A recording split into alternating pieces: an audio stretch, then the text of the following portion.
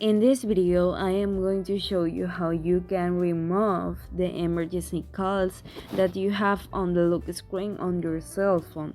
It happens that not all device appears at the bottom like it say emergency call here, but currently they appear directly with touch the button 5 or 10 times depending on the device, and it will make an emergency call to 911. You can configure that number if you have that option on your cell phone since it's a little more current. What you are going to do is go to where it says security and emergency or security and privacy. It will appear this way on Samsung, but if you have another new device, it will appear in security and privacy. When you are here,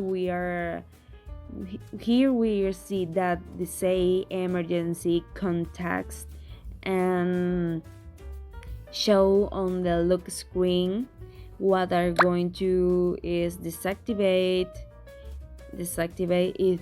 Now if you have another device, you are going to enter security and privacy, and it will appear like the here message you touch there, and you will do the same with the blue button. You will deactivate in, and that will be all, guys. Thanks for watching this video, and don't forget to tell us what you thought of it, and if you need more videos like this, turn off notifications.